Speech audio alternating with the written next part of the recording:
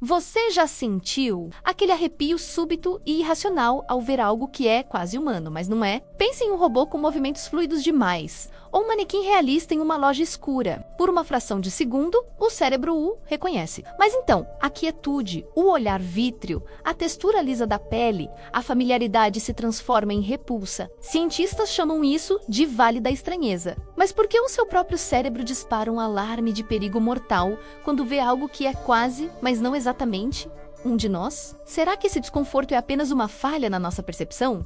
Ou será algo mais antigo, um eco de um tempo em que encontrar algo que parecia humano, mas não era? Significava que você era a presa? A resposta para esse calafrio pode não estar na psicologia, mas sim em capítulos da arqueologia que foram convenientemente selados e esquecidos. Nosso instinto de sobrevivência é uma biblioteca de traumas antigos. Temos medo de cobras.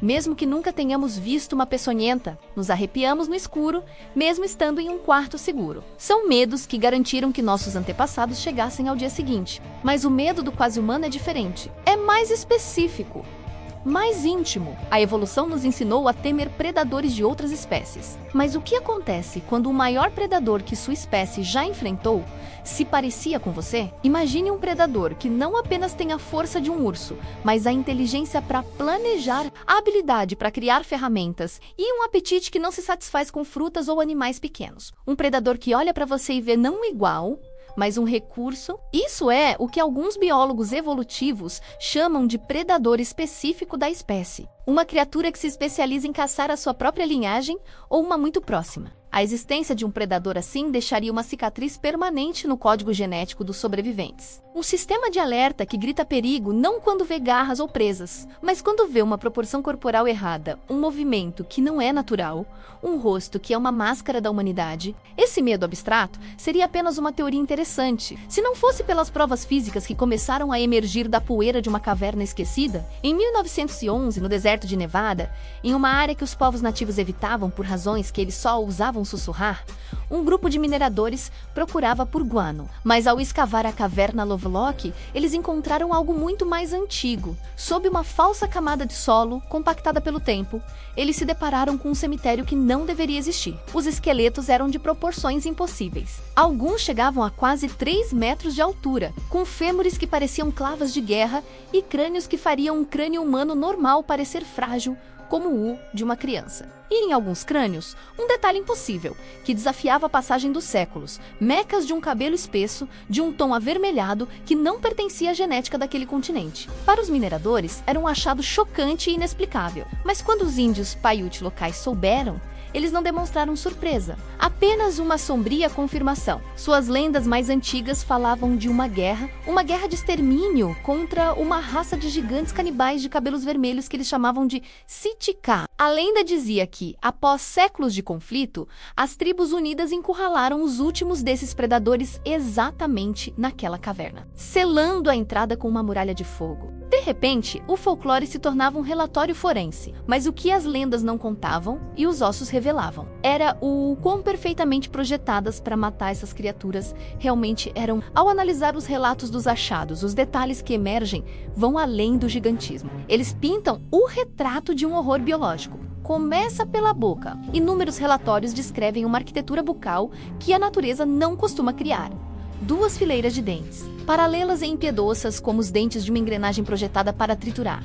A biologia é implacável ao explicar o porquê. Uma ferramenta tão monstruosa serve a um único propósito: agarrar uma presa que se debate, que luta pela vida e não soltar. É uma ferramenta para rasgar músculos e esmagar ossos. E nas extremidades, um sinal de que não eram humanos.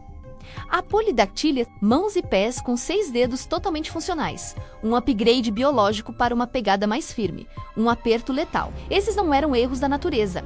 Eram otimizações. Junte as peças, 3 metros de altura, 6 dedos e uma boca projetada para esmagar ossos. Isso não é um humano com uma doença. É o projeto de um superpredador. Com tantas evidências surgindo por todo o país, a pergunta não era se eles existiram, mas por que não aprendemos sobre eles na escola? No final do século XIX, jornais de prestígio noticiavam essas descobertas com uma frequência surpreendente. Manchetes anunciavam raça de gigantes descoberta. Por um breve momento, a existência dessa antiga raça foi tratada como um fato. Mas então, um padrão estranho começou a se repetir. Representantes de instituições científicas, principalmente do Instituto Smithsonian, chegavam aos locais das descobertas. E os achados eram catalogados, encaixotados e enviados para os cofres do Smithsonian, de onde nunca mais retornavam. Um buraco negro de conhecimento inconveniente. Existe uma teoria, sussurrada com cautela, que aponta para o motivo a doutrina do Destino Manifesto. Essa ideologia precisava de um continente vazio para justificar a expansão. Reconhecer que uma civilização antiga e imponente já havia existido ali destruiria completamente essa narrativa. E assim, a máquina de apagar a história foi acionada. Incêndios misteriosos, perdas durante o transporte, ossos que viravam pó. A ciência não estava buscando a verdade, estava construindo uma... E a supressão dos gigantes de Nevada não foi um caso isolado, foi parte de um padrão muito mais amplo e perturbador. O que aconteceu com os ossos dos gigantes não é uma anomalia, é um protocolo, um método para lidar com qualquer coisa que complique demais a história simples que nos contaram. A verdade é que a árvore genealógica da humanidade é menos uma linha reta e mais um labirinto denso, com galhos que foram cortados e escondidos. Pense nos denisovanos. Até 2010, sua existência era completamente desconhecida. Ou pense no Homo florescensis, o Hobbit, uma espécie de humanos de 1 metro de altura. Se a ciência oficial resistiu tanto para aceitar uma espécie de anões, que chance teria uma espécie de gigantes? O caso dos gigantes não é uma fantasia isolada. É apenas o exemplo mais extremo de um fato inconveniente. Nós não estivemos sempre sozinhos. E a história da nossa evolução não é um livro com páginas deliberadamente arrancadas. Mas antes de serem apagados, eles deixaram para trás uma assinatura em escala continental, muito antes das primeiras cidades americanas. Nos vales dos rios Ohio e Mississippi, existiam as ruínas de uma civilização desconhecida. Os primeiros colonos não encontraram uma terra virgem. Encontraram um continente marcado por milhares de montes artificiais e terraplanagens de precisão geométrica. Círculos perfeitos, quadrados precisos e octógonos gigantescos, tão vastos que seu design só pode ser compreendido do céu. Sua orientação não era apenas para os pontos cardeais, mas para ciclos astronômicos complexos. As tribos nativas que viviam na região na época admitiam abertamente: isso não é nosso, foi feito por aqueles que vieram antes. E quando os montes foram escavados, eles entenderam. Dentro jaziam os restos de uma aristocracia esquecida, uma elite governante com crânios de volume cerebral até 40% maior que o nosso. Até mesmo Abraham Lincoln, em 1848, refletiu sobre um mistério, escrevendo sobre aquela raça extinta de gigantes. Isso levanta uma questão impossível: como criaturas tão massivas poderiam sequer existir sem que seus próprios corpos entrassem em colapso? O principal argumento dos céticos é lógico: a biologia não permite gigantes, e eles estão certos. Mas estão certos apenas para as condições do nosso planeta. Hoje, evidências presas em âmbar mostram que o ar que nossos ancestrais respiravam era diferente. Uma atmosfera tão rica em oxigênio, chegando a 35% menos, que cada inspiração seria como uma injeção de pura energia, superoxigenando o sangue instantaneamente. E mais importante, a pressão atmosférica era muito maior. O coração de um gigante não precisaria trabalhar até a exaustão. E um ar mais denso oferece mais sustentação. É isso que explica como pterossauros do tamanho de girafas conseguiam voar. Nesse mundo, uma altura de 3 ou 4 metros não era uma doença. Era a norma. Eles eram os mestres de um paraíso biológico. Um paraíso que estava prestes a se tornar sua tumba. Então, algo aconteceu. A atmosfera protetora da Terra colapsou, a pressão despencou e o ar se tornou rarefeito. O mundo que era um lar para os gigantes se transformou em sua câmara de execução. A própria gravidade, antes uma força neutra, se tornaria sua carrasca, transformando seus esqueletos em uma prisão de peso insuportável. Isso não é teoria. Robert Wadlow, o gigante gentil, morreu aos 22 anos, não de uma doença, mas de uma simples infecção. Seu corpo era grande demais para o nosso mundo. A gravidade o matou. Isso prova uma coisa: nosso mundo mata gigantes. A queda do mundo antigo não foi uma guerra, foi uma mudança nas regras do jogo. Nós não vencemos os gigantes, o próprio planeta os esmagou. Mas mesmo amaldiçoados e moribundos, seus ecos assombram nossa cultura de formas que nem percebemos. Quando uma espécie dominante desaparece, ela não vira pó instantaneamente. Ela se torna um fantasma, um eco. Olhe para os contos de fadas, o gigante em João e o pé de feijão é sempre um canibal rosnando a frase imortal: sinto cheiro de humano. Talvez não seja uma fantasia, mas um manual de sobrevivência distorcido pelo tempo. Odisseu e o Ciclope, Davi e Golias. São todos a mesma história, contada com sotaques diferentes.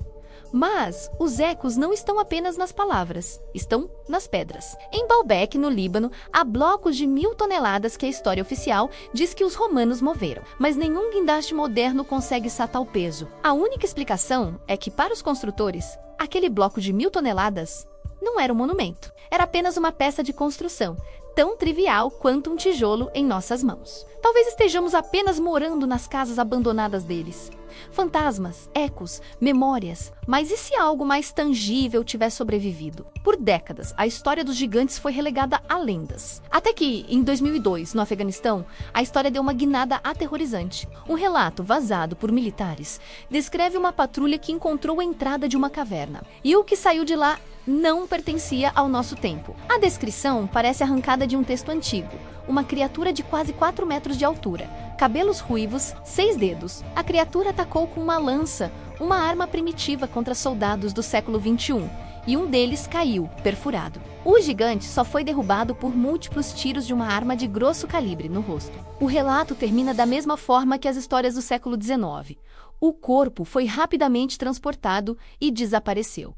Será apenas um conto moderno de guerra? Ou será que os remanescentes daquela raça antiga não morreram? Talvez eles tenham apenas se aprofundado, esperando. Isso nos leva de volta ao início, de volta àquele arrepio na espinha. Então, da próxima vez que você sentir aquele calafrio diante de um rosto que é quase, mas não exatamente, humano, saiba o que ele é.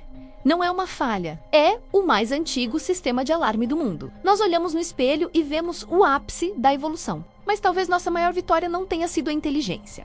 Talvez tenha sido nosso tamanho. Nossa aparente fragilidade foi a armadura que nos permitiu herdar um planeta que os esmagou.